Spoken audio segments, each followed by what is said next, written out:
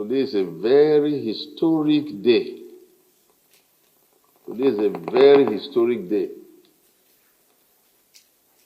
Very significant day in the history of Edo State, in the history of Benin, in the history of the ancient kingdom of Benin. I don't think we have had reason to call for this kind of meeting before. Maybe there has been reason to do so, but I'm not aware.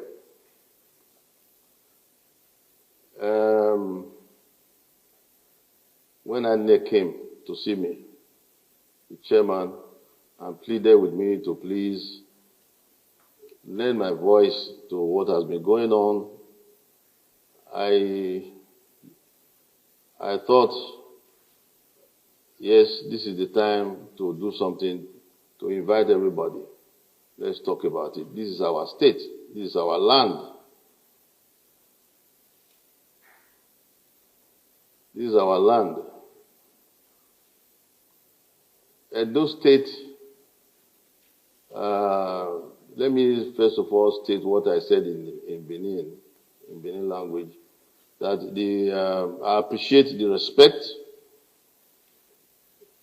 I appreciate the respect you gentlemen have shown to traditional institution, to the Benin throne, for your honoring our invitation today. We appreciate it greatly. And I want to also assure you that from the throne, the ancient throne of Benin, we equally, mutually want to show to you, to tell you we appreciate your respect, and we also respect you, all of you that are present here today. We also have great respect for all of you. I thank you very much for the honor you have shown to the throne, for the respect you have been showing, in different manners, in different ways.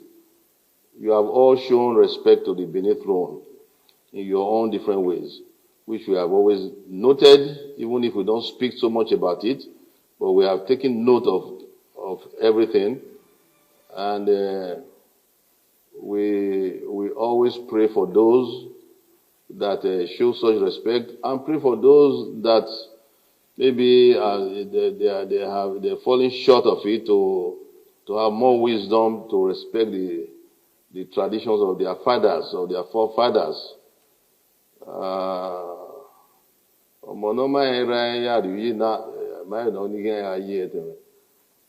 know, a child that does not respect his father, that does not show respect to his father, I think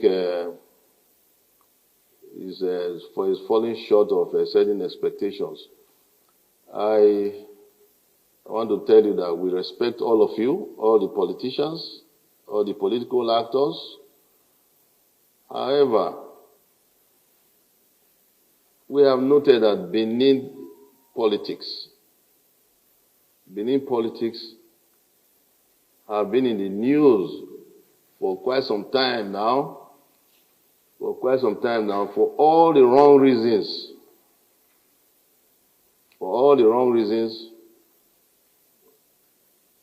I've had, I must admit, sleepless nights for quite some time now. That these are all our people. These are people of the same stock, of the same origin. There's nobody that's a stranger to each other. I have been worried. I've been worried right from the time the conflict started between Comrade Oshomole, the former governor, and incumbent governor, His Excellency Gov Obaseki. Both of them are here. I want to start, for the benefit of those that are not aware. The press is here. I want to start by the genesis by stating the genesis of certain relationships. I have personal relationship with almost everybody here. Almost everybody. Personal relationship.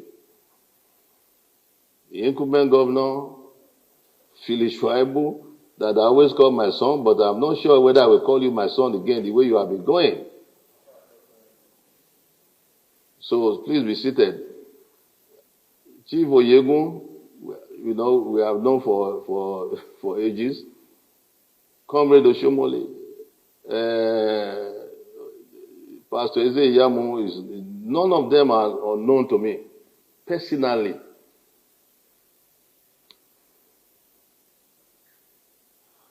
When His Excellency Comrade Adams Oshomole was nearing the end of his tenure, we always used to interact closely. At that time, I was still in the capacity of the Crown Prince, the heir apparent. I was living in GRA and all that before I moved to Oselu. We always visited, and I always visited him in Government House. Had some close, nice evenings together, which is not so possible these days. But we had some memorable times. The end of his tenure, people were asking me who's going to take over from what he has been doing so well, that people have been admiring him for, and so on and so forth. And then I brought this to his notice. I asked him, this is what people are asking me, that I should please ask you. So, who do you have in mind to propose, not to impose, but to propose? That was what I asked him. His reply was, Your Royal Highness, I'm still thinking about it. When I'm ready, I will come and let you know. I hope you don't mind, Your Excellency, me speaking out on this now, because of the way things are going. Now, eventually, 2-3 weeks or so later, he came back to me, came to my residence, said, Your Royal Highness, that question you asked me, I've thought it through. This is my position. And I won't give details of those analyses. I will spare you details of the analysis you gave to me. But some of you already know about it.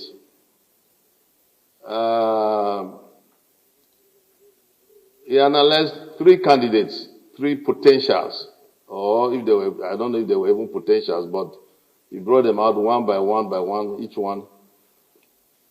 At the end of it, zeroed in on the incumbent governor, and that is the one that he has. That is the one he has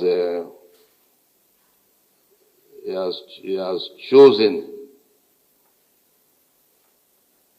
So I kept looking at him. I want all of you to know today, even the incumbent governor, when Oshomole, His Excellency Comrade Oshomole, mentioned that all the reasons why it must be Obaseki or not, nobody else. He gave all the strong reasons, all the strongest reasons in the world why it must be Obaseki. He's the chairman of economic team at that time.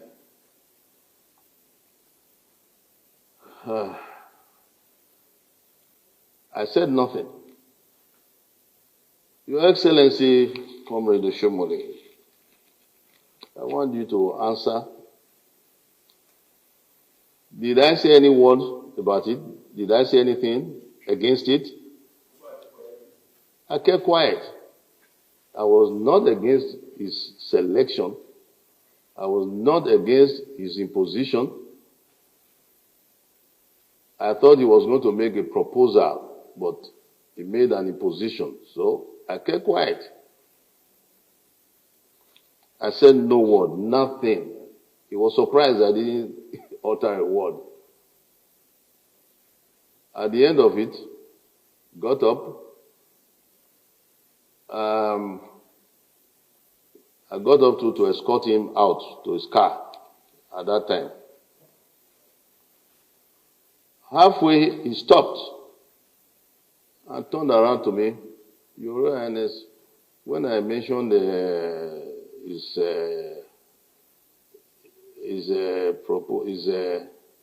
successor, that I didn't say anything.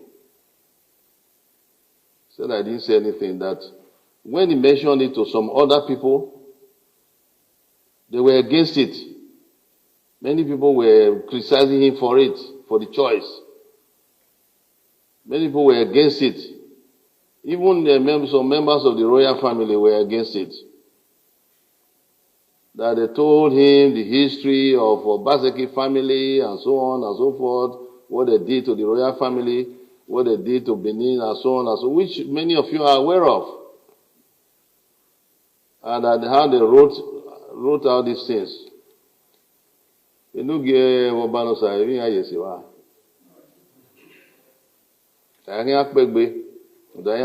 debate but on cannot tell me so that Diana. Because it was not the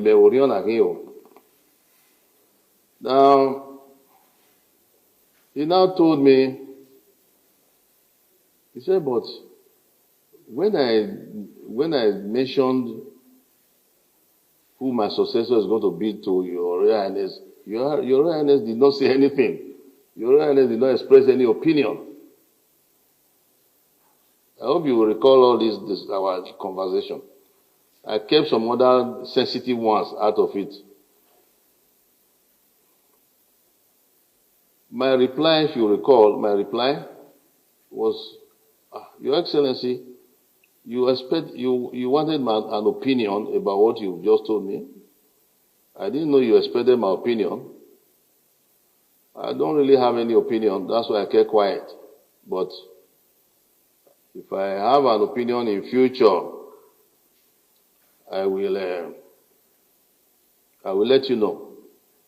3 weeks or so later, His Excellency again came to me and said, Your Royal Highness, I asked you about your opinion about this and that, about my choice of successor. I said, well, Your Excellency, I still don't have any opinion. I hope you will all understand why I couldn't have any opinion. I don't know if anybody can guess why I couldn't have any opinion. I couldn't have any opinion because it was not a proposal. It was an imposition, so I couldn't have any opinion about it. It was a fait accompli. So I kept quiet again, and then he was worried. His Excellency he was worried that I didn't express any opinion. And he told me everything that His Excellency Governor Obaseki was going to be much better than him, he was going to perform better than, he was going to continue his legacy, he was going to continue his projects, and so on and so forth. Let's cut the long story short. Eventually, I moved to Selu in preparation for the coronation. His Excellency Comrade Oshomole, again, he walked with me to Oselu. He was still worried. His Excellency invited Alhaji Dangote to come and talk to me in Oselu about it. Alhaji Dangote came to see me to die there. He came to Oselu. to speak to me about the gentleman, the incumbent governor, His Excellency Obaseki, Godwin Obaseki. Talked to me for over an hour. Again, I kept quiet. I maintained my silence.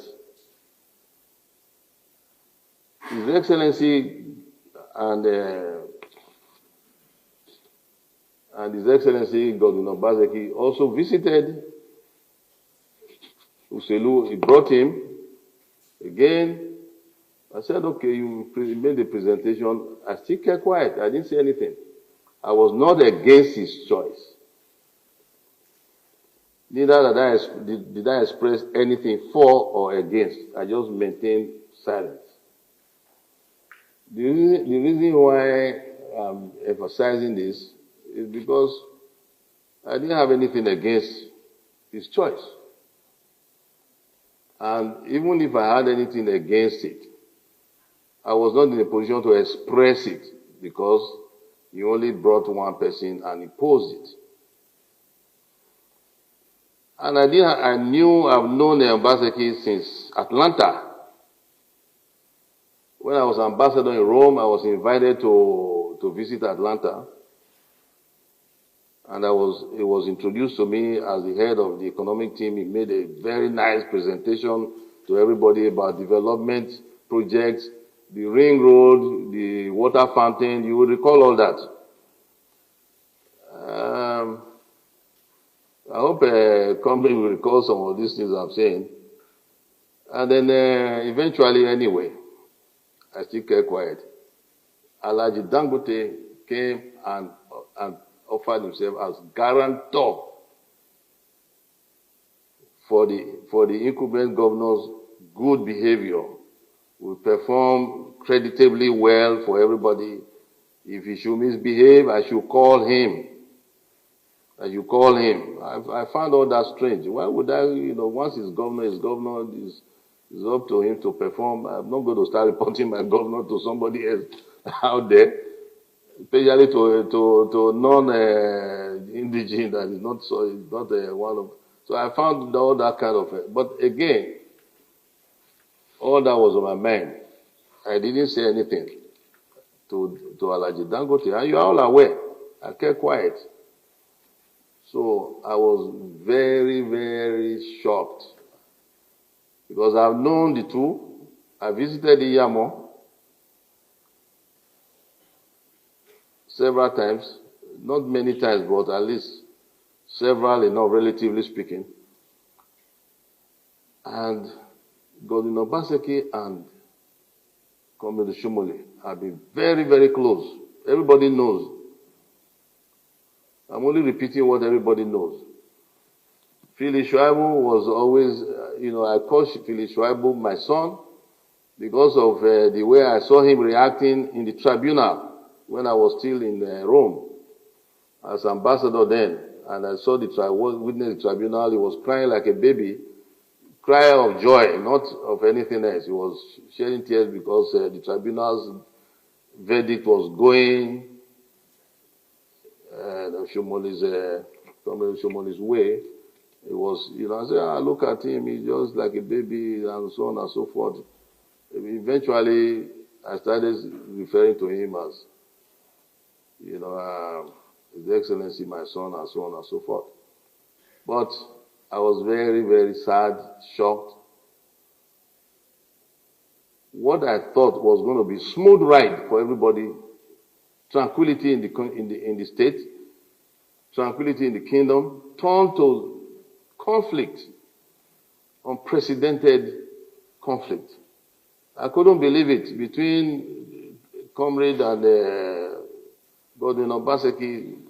Couldn't believe it. I tried to intervene several times. I even went to the president about their matter.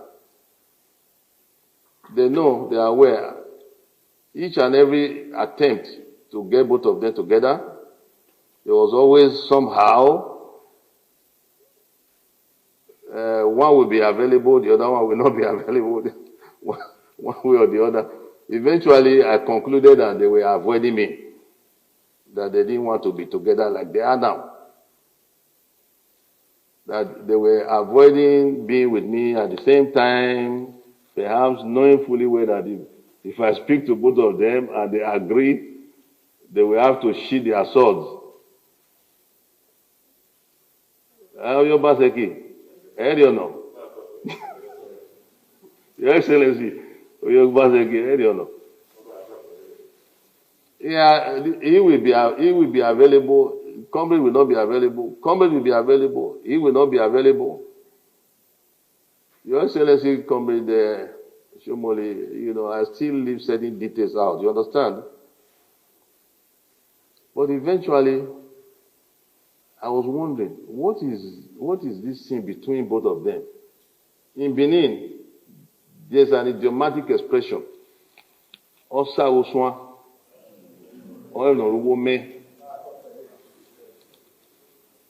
I started to wonder, where is Zeduni? Where is Zeduni? When Oromia was coming from Ife, he was accompanied by two spiritual priests, Osa Oswan. They held a container full of magical charms and things like that, but nobody knew what was in it to protect the prince from Ife to Benin. So one of them is called Osa, the other one Oswan, and only the two knew the content of the basket or the container, the traditional container they were bringing with the prince. So hence, Osa Oswan. When there is a mysterious secret or mysterious unexplained phenomenon that is going on, we usually refer to that adage. Osa Oswan or So I now concluded that there must be something between, because they were so close. Go to the gym together, party together. It's not something that I need to be told. It's not something I witnessed myself. We were all sometimes in the same. When the comrades tried to cheer me up, on one occasion because of certain things that happened at some point, they tried to organize a social event to cheer me up, which he didn't really succeed. But I was there. I want to still thank comrade for that attempt. They were all together, So I was at a loss. Didn't know what to do, except to pray for them, to pray for whatever it is that's between them, for God to resolve it, to intervene, to resolve it. But since everything kept deteriorating to the point of even Philip that assured me, gave me some assurances, was going against his own assurances, was not coming up with what he was not honoring his own assurances to me. He knows what I'm talking about, and I'm not happy about that. You don't say things to me and you go against it,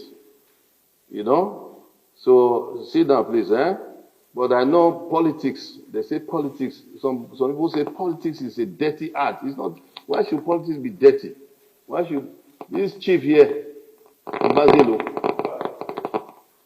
here? I've asked him how come he's a chief in my inner chamber when he saw such a political animal. He is the one that even made the statement that politics is dirty. It's a dirty game. And I asked him, why are you wearing this white? Why are you wearing the white garment? Maybe we should take it off you. Why are you wearing this white garment? Because chiefs wear white in order to maintain purity, to reflect purity, not dirty. I asked him, why are you wearing this white garment? Then I think his funny answer was that when he goes to the field, he takes it off.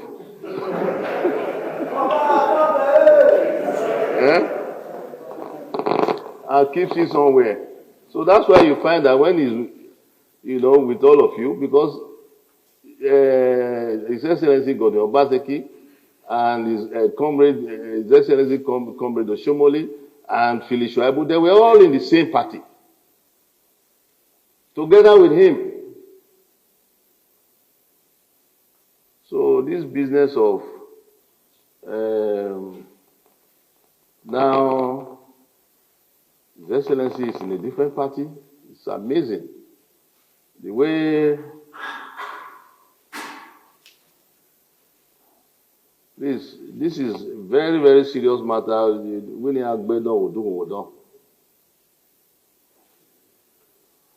When again, to cut long story short, I want to go to another topic altogether. After all the conflicts, the exchange of hot words between Comrade Oshomole and Gov Obaseki, which was amazing to me, and the role that Phyllis Shuaibu has been playing, because to me they're all one family. What cannot be resolved when you are all family? Family can quarrel, brothers can quarrel, sisters can quarrel, family can quarrel, but there must be a resolution. Today, that's what I want us to achieve today. There must be resolution. Because as you are all seated here, I look at you all as a family. I look at you all as part of the palace family. You are all family to us. You are family to the palace. You are family to the throne. And I cannot have all of you fighting each other or at each other's throat. We are not happy about it. You can see the way I've been speaking. You can tell I've been harboring a whole lot of unhappiness because of the way you have been carrying on. I said a while ago, Edo State has been in the news for all the wrong reasons, political news that is. Other reasons, yes, there have been good things too. They have been in the news for other reasons, for good reasons. Since before 2016, there was the activities of CDA that nobody could build his house easily in Benin, or maybe even the rest of Edo State. I was still serving ambassador that time when I was hearing about CDA. Eventually, you all know that is history now. His Excellency, when I came out a month after the coronation, I came out and I made a pronouncement out there. I told them that this is not on because if you're going to attend anything to dictate in anywhere, and then His Excellency Governor Obaseki immediately supported that my move. Immediately supported by establishing PPP, PPP to look into such, at that time I simply made the pronouncement that those that won't hear what I've said is left between him and our ancestors. Our ancestors are spiritual. They see it all. God Almighty created our ancestors. That's why it's God Almighty. The three, maybe in English, Osagbaye is God is everywhere. Okodudu, omnipotent, omnipresence. Anyway, when I now see all this, eventually it degenerated to His Excellency the Governor being disqualified from the same party for bad that Omar qualified, that he is not qualified, and so on and so forth.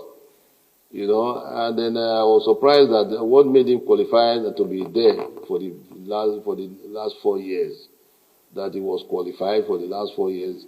Eventually, he now, because I asked him before, when Isama visited him, I asked him, I said, here you are now moving to Isama's camp. He said, no, no such thing. No, but I said, that is PDP, Isama's camp. I said, that is PDP. Not that I was against it, I just asked what that is going to portend for everybody. Eventually, what I asked that time is what he has done now. But he was forced, I think. Circumstances maybe forced him. But they are all together. They are all the same. Then, Pastor, Oye Chief, Isogma, was in PDP. Now he's here. So you can all see that it's all confusing to some of us.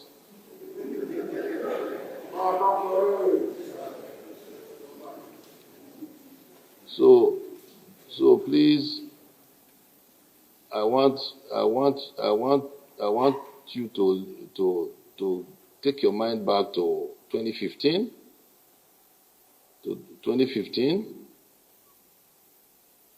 When before the election results were announced,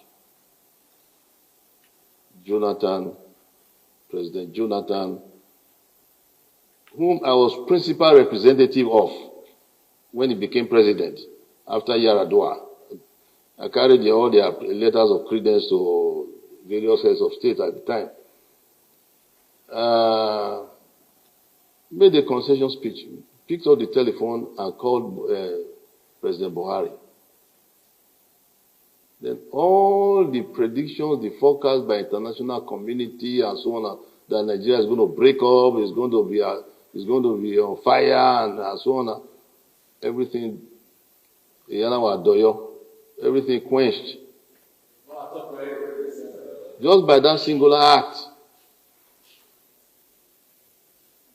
I want to ask the political actors in Edo State, knowing how you have been coming, you have been together, you have been not together, you are mixing everybody, you are confusing the press, you are confusing the public, you are confusing everybody. Why are you all doing this? Is it because of just the office? The office is 4 years, at the most another 4 years. Why do you want lives to be lost? Why do we hear that you are arming thugs? Why? At the end of the day,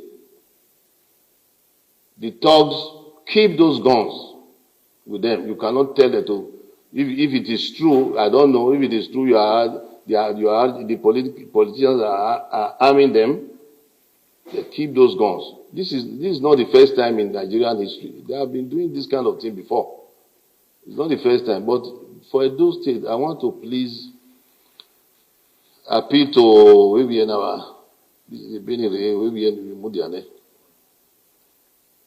I want to appeal to politicians, political actors,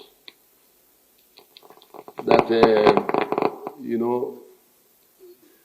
when the international community said they were watching Edo State, I think it was the American embassy even, somebody replied and said they should go and watch their own upcoming election first.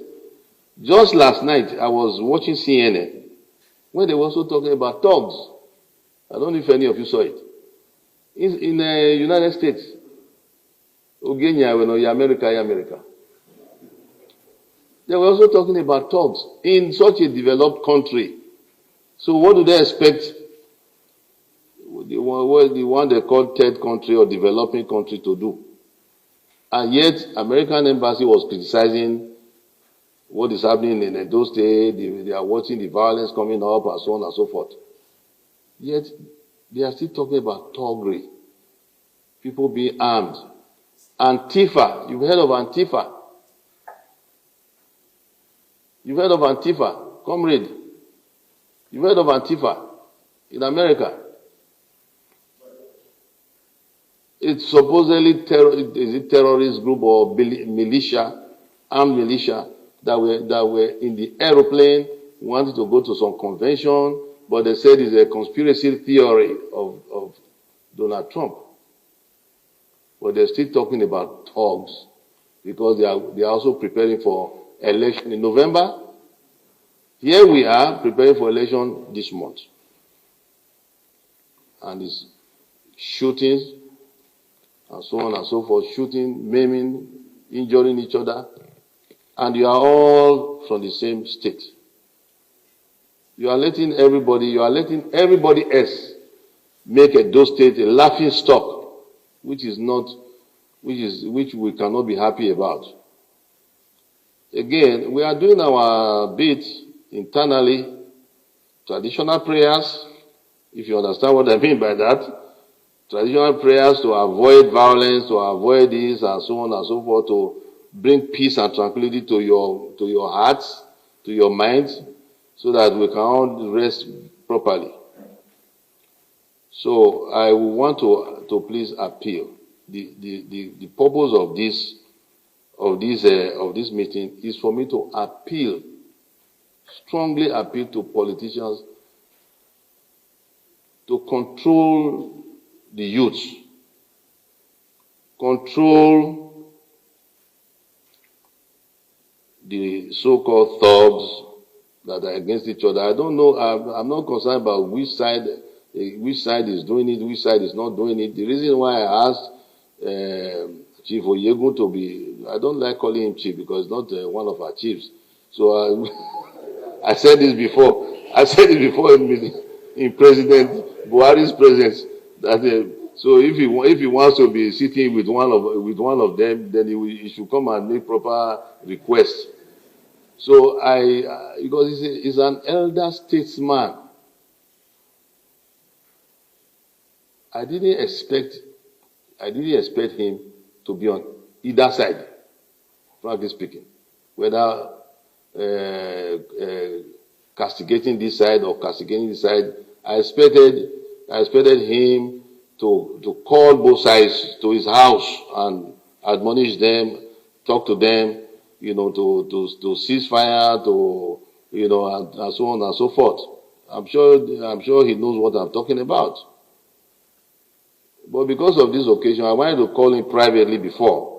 But this occasion has presented itself now, so we need to have a conversation about this.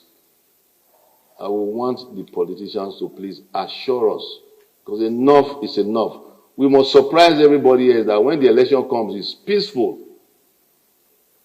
When the election comes, it's not what they are expecting. Edo State is not like that. Edo State is a nation state. Edo State goes all the way past Onitsha. If you want to talk about the kingdom, the empire, Edo State is only the current seat of a major empire in Africa. And you all know that, and you are part of it. Then why are you shooting at each other? Why are you not proud of it? You are part of it. You should be proud of it. You should show you are very mature. But the utterances are here, the statements are here, the activities most immature. It's not enough. We are not behaving in those states, properly. We are calling in people to come and laugh at us. Do you want people to laugh at us? Huh? Philip, they say you are the tough one inside. You must behave. Please. Huh? Tell your boys, if it's you, tell your boys to cease fire, that your papa has told you they should cease fire. Enough is enough. I don't want to hear shootings, guns anymore. Enough is enough. Don't want to kill yourselves because of office. Because office will be there. Life will be there. Even if you don't win, there will be other things God has proposed for you. Maybe even greater things. Must it be a do or die affair? Please, we are all worried. Please be seated. Your Excellency, the Governor of Edo State. Please, enough is enough. Enough is enough. Me, I'm very, very sad and upset about what has been happening in Edo State lately. I think this must be the worst scenario from all the politics that we have been seeing in Edo State. Please, Dan Obi, I've always been following, I've always been listening to you. You know, we listen to you, listen to everybody. Please, I want to appeal to you. Do your best, do your bit to calm down the temperature in Edo State. Calm down everywhere. Let there be peace. Let there be tranquility. This is my appeal. Let us have the kind of working relationship that President Buhari has with former President Jonathan. Between whoever comes to office. It's not a do or die affair. You know, Benin City was once called the City of Blood by a foreign author. No, we didn't call it City of Blood here. None of us did that. But a foreign author, City of Blood. Is that what you want to turn Benin City to now? Or those states in general? Please, we are begging you politicians, particularly the two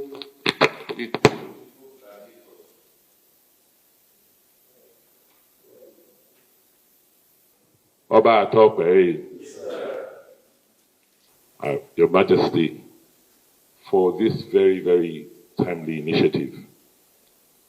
We want to thank you for the fatherly role you have continued to play, and pray that God Almighty, who has put you on this throne, will give you very many, many more years to be of service to us in Edo State. By the grace of God, I am the Chief Executive Officer of Edo State. And in my capacity as the governor, I've sworn to an oath to preserve the Constitution of the Federal Republic of Nigeria. I have sworn to protect the lives and property of the people I govern.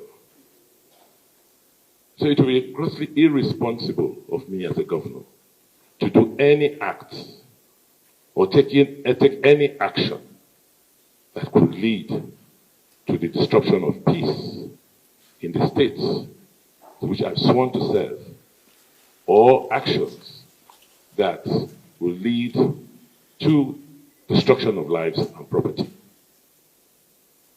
It is rather sad and unfortunate what is going on in Edo State. It is something that we are all concerned about. And I found myself in a very, very difficult situation. Yes, I'm a candidate, but I'm also the governor with a responsibility to preserve peace and protect lives. And I take my job very, very seriously. I have asked the party leadership to catalog for Your Majesty those reported incidents of violence since this campaign started. And from what has been catalogued, you will see it's so clear. I am not aware of any of those actions being undertaken by supporters of my party. I will let the party campaign chairman, go into the details. But I just want to assure you, sir, I want to assure you, Your Majesty, that in my role as the Chief Security Officer of the state, I am doing all I can. I'm doing all within my possible best to maintain peace and safety in Edo State. I know the amount of resources that I have instructed to be committed to policing.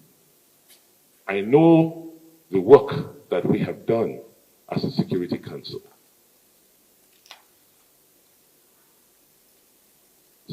Therefore, I am as worried as you are that these incidents continue to persist. You've said it. We all know ourselves. We all know our propensities. We all know our tendencies. I'm not going to take time here to begin to point accusing fingers, but I want to assure you that as things stand in Edo today, from the evidence I have before me, from the security reports, it will seem that, yes, there are actions of violence across the board, but what is really bothering me is that the security agents have not been able to, well, even when they have arrested people for violence, they've not been able to try one person. So there's no deterrence. And except that happens, it will continue. There's a case I had to deal with last night, which was very, very obvious, which happened in Ukbila, where somebody was apprehended. I mean, there was a shootout. We're just lucky that the inhabitant of that house wasn't killed. That person was finally arrested as he was about to escape through our border with Kogi, and arrested. And I understand from police sources that so much pressure was put on the commissioner, and that person was released last night. What do you expect?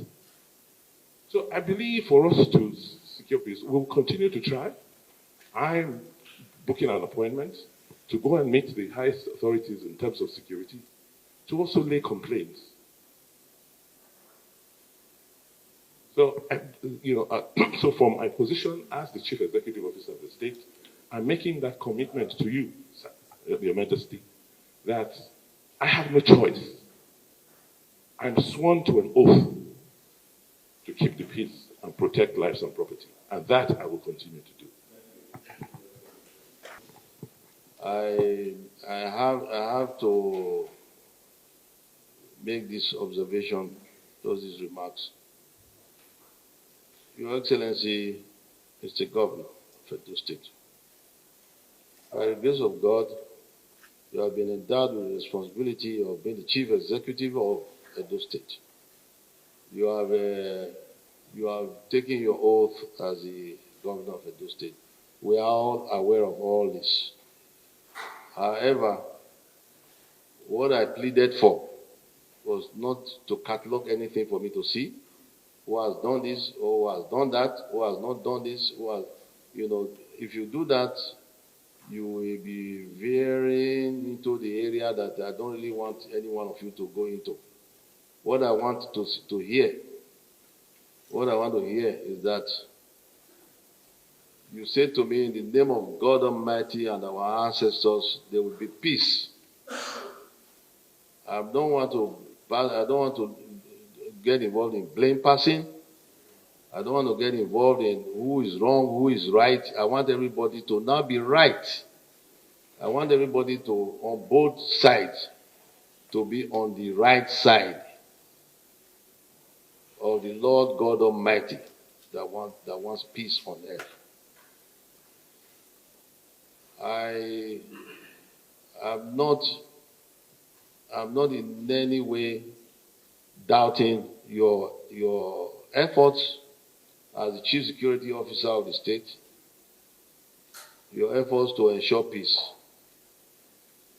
But yes, please. However, the point of this meeting is not to ask you to catalog incidents of violence or this or that. And the other side will now be pushed into the position of saying, no, they also have their own catalog of issues. That's not the point of this. The point of this meeting is an appeal, a strong appeal from me, personally to all of you, that I know personally so well, that you all come to me individually, privately even, privately, and my doors have always been open to you. You know that. The only aspect I'm not happy about is when you didn't let me resolve the issue between you and your friend, comrade, before it got to this point. If we had done it that time, everything would have been, we would not be sitting here, and everything would have been smoother than this. That is the only point, that you and your friend did not let us resolve it when it was still coming up, when it was still brewing, quietly. The point of this meeting is not to pass blame. It's not to say the one I'm doing my best, catalog of who is of the violence, or no. Naturally, they are not. It's going to now tilt towards the other side. I don't want that. What I want to hear is, Your Excellency, Mr. Governor, that you say to me that you want to assure me there will be, well, in whatever way you're going to play your own role, that there will be peace, there will be no shooting anymore, and the other side will speak and give me the assurance, just give us the commitment. I don't want to say set aside your official capacity as the governor for now, but you are before us, you are before God Almighty, you are before our ancestors. It will be good for you to look beyond your office, because you are not going to be there all the time. It's good to look beyond. You see the elder statesman there, Chief Odigi Oyego, was once a governor. He's not anymore now. Everybody knows that it's transient. Everybody knows. But you look beyond. Look at the bigger picture. Look at how one day you can also sit and be, when you are no longer the governor, everybody can still give you respect. More respect even. That's why I made reference to Jonathan. That's why I made reference to former President Jonathan. There are other examples like that.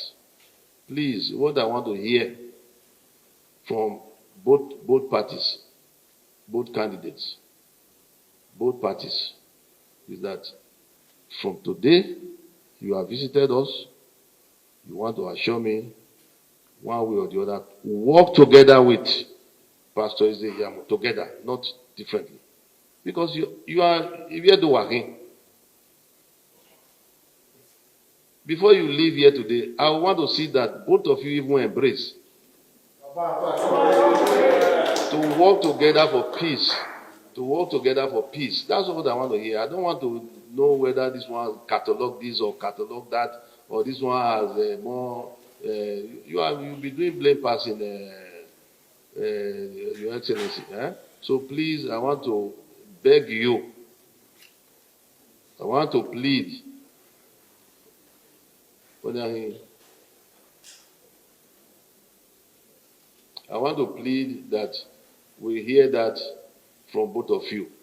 Then before the elder statesman will make his remarks, that he will help me, help all of us to follow through with what you are committed to do today. Is the violent-free environment that I'm concerned about.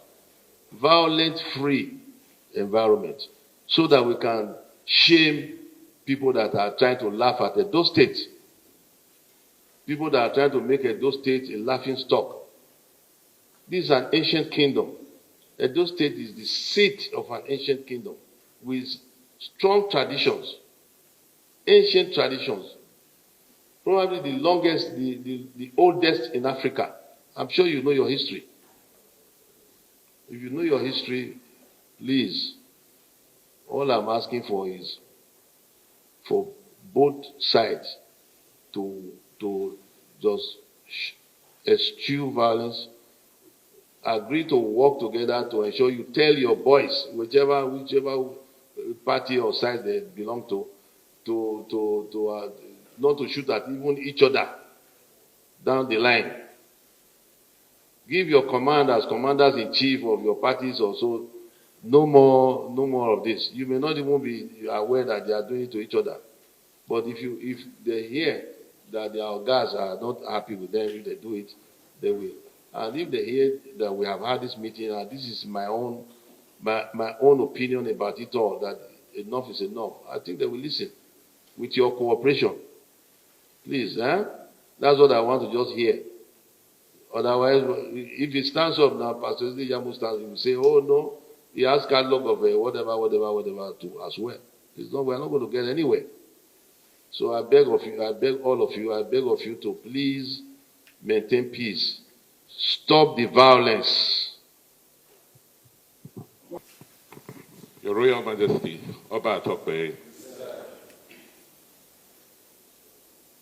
The point I made, Your Majesty, is that I'm acting in two capacities. As the Chief Security Officer of the state, because I'm the incumbent governor, and as a candidate. And I think it's important that I make that separation. And that's why I was emphasizing that as the Chief Security Officer of the state and incumbent, I sworn to an oath, and I swear to, I don't have any issues of swearing to to my God, that I will not participate. I have never participated. I will never participate in violence, particularly as it affects the people I'm governing. I will never. I have never. And to just put it on record that I have no problems whatsoever with my brother Usagi Zeyam. We are contestants. We're contesting for the same position, but we have no personal animosities or quarrels or issues. I treat him like my younger brother. He gives me my respect, defers to me, and that is the relationship we enjoy. So Your Majesty, I just wanted to make that point very clear.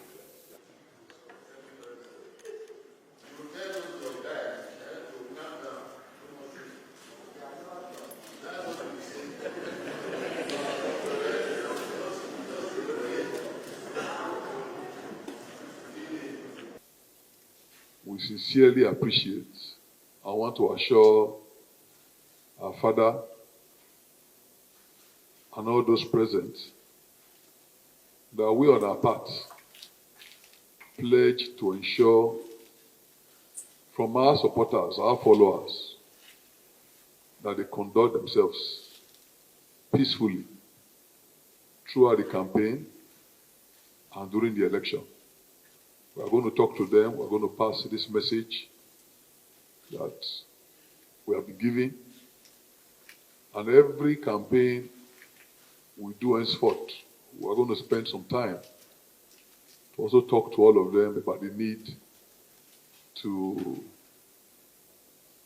keep to the peace, no matter what provocation they might talk about. They must ensure that there's no violence. This election is a family one, and it cannot be described as do or die. So I want to give that assurance. I would have wanted to mention one or two other things, but to respect what our father has said, I think I will leave it at that, and to assure His Majesty that we will not go against your advice. And going to shake or embrace His Excellency Gov Obaseki is my senior brother, and I will gladly move to him.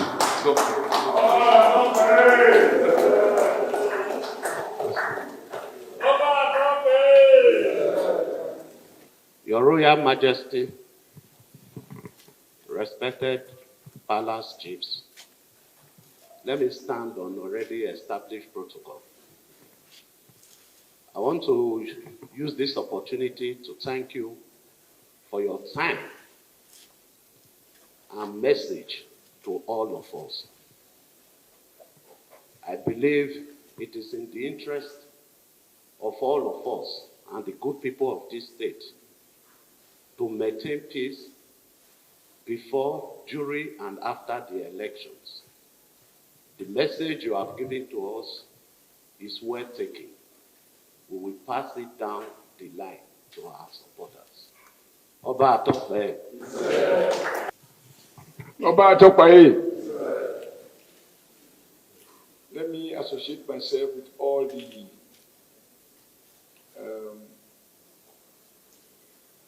what have been said by those who have spoken to thank you. To thank Your Majesty for this unprecedented initiative and above all for the very quality time and the words of wisdom. I was governor here for 8 years, and my record speaks for me. I didn't need any human blood to win election twice. So I'm still the same person. If I didn't promote violence for myself, I cannot possibly promote violence for another person. The only fault is that the media don't always cover our rallies completely. There is no rally I have been to where I did not expressly reassure the people we are planning for free, fair election. But the media doesn't carry that part. Even yesterday, day before yesterday, I still maintain this election is like Christmas Day. We are just going to express the sovereignty of the people. That is what we should do as leaders. We launch one man, one vote. Our elder statesman is here. Because before my tenure, we had this situation of the votes not counting. So I am a product of peaceful election. In 2012, Your Majesty, I won 18 local governments without one person being hospitalized. So I joined them to assure you, I can't change. What I didn't do at a younger age, I will do it at my older age. I share your concerns, and I assure you, to the extent that I can speak, we will speak to the Edo people and to our supporters and even non-supporters to abide by Your Majesty's injunction that this is not a do or die. However we do it, one person must win. Your Majesty, I'm humbled and we are guided. Your Royal Majesty, Oba Ewuare, I must say, I'm thoroughly humbled at this experience. I'm completely relieved at what Your Majesty has had to say and the kind of responses that we are getting from the principal actors. I must say, well, let me save all the history. I know your views about the role Your Majesty thinks I should have played.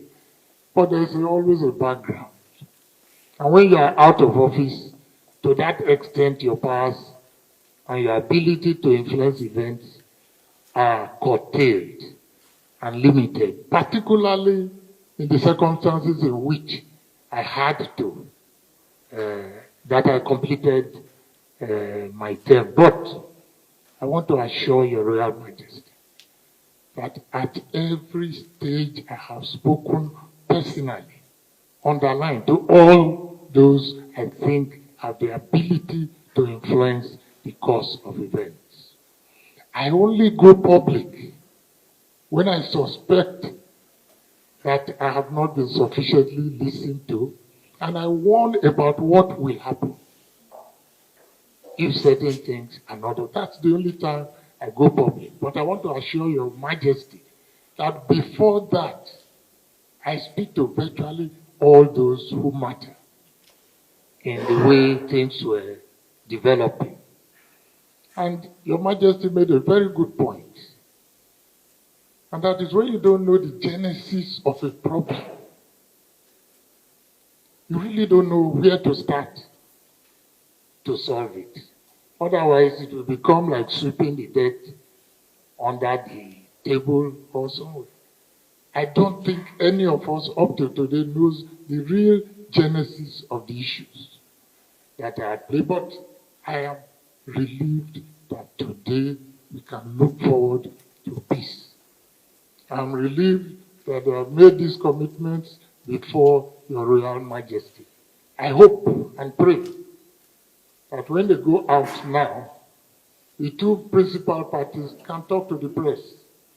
The governor, who is the candidate of one of the parties, and Pastor Ize Iyabo, alone should talk to the media so the public can see the result of what has happened at this meeting. I will also want to say, they're looking forward. This argument has been on virtually for years. It has eaten deep into the fabric of our society. Even after the elections, I want to plead with Your Majesty that there will be need as soon as possible after to have a gathering of this nature and to have private consultations with all that are involved so that their actions post-elections will also continue to help to douse the tension, great tension, and great antipathy, great almost, I don't know how to describe it, which has been generated in the Edo State society. I thank Your Majesty. May God bless you. May God lengthen your days. And the wisdom that God has endowed you with, may it continue to increase. Thank you, Your Majesty. I am also particularly grateful to His Excellency, our son, that he will ensure he's the one I'm watching very closely. That's Philip Shuaibu, to be sure that he's the one, he knows he's the one I'm talking about. I'm not saying you are, but at least we are sure that everybody is on the same page, as they say. I want to thank Prince Obi for his presence and the other party leaders. We thank you very much. I'm also personally thanking you instead of waiting for letting the Secretary BDC move the vote of thanks, which he can still do after. I thank the gentlemen of the press. As I said earlier on, please cover this event very, very well. Cover it objectively. Don't say what we didn't say. Don't. If you are forgotten, play your device, your recorders, play them back over and over again so you can get it correctly. I thank all of you for paying attention, for coming in so much numbers. I thank His Excellency, former governor of those states, also the comrade Adam Shomoli, and the other statesman. Odigi Oyegun, Governor Odigi Oyegun. I thank all of you, thank all the Nige, the chiefs, and the members of the royal family for this meeting. And the very warm embrace between Pastor Ziyamo and His Excellency, the Governor. We pray that it remains, as we have seen it, genuine, not just in front of me. When you step out, carry it out, and let us see it in action, not just in words, not just acting before me. Let us see it, everybody see it in action. I beg of you, please, non-violent election. If there's any misunderstanding between any of you, try to share it, try to discuss it, by interacting closely, talk it out between yourselves. But no more shooting of guns. And no more arming of youths or anything like that. Tell the youths to please calm down. That all will be well at the end, and we will be proud of Edo State. We'll be proud of this election. That for a long time they have been worried about Edo election, Edo 2020, as if it's going to be a do or die affair. We had CDA, as I said. We had human trafficking. Edo was even even fingered as the hub of human trafficking. We have been dealing with it. We have played our part here in the palace, to make it easier for NAPTIP to do its job. And they have commended our efforts. International community has commended our efforts. We want the international community now to also commend these our efforts of today. That after today, everywhere is quiet. The election has come and gone. Whoever we will meet again, as Governor Odigi Oyegum, they proposed, we will meet again to be together. Whoever is the winner, whoever is the loser, nobody can be the loser. Everybody will be win-win situation. Everybody will be a winner. One way or the other, everybody will be a winner. There will be no loser. So I thank you all very much for this meeting. But please, please, please, keep to this commitment. Keep to this commitment. Mr. Governor, we know you are the chief security officer. You sworn to maintain peace and tranquility, no violence. Please ensure you carry out your duty as you have sworn to do, for the sake of peace and for the welfare of the entire people. I thank you all very much. May God bless you all. I'm not sure there's anything else except to now look forward to peace, no more shooting, violent-free environment. Thank you very much. Thank you.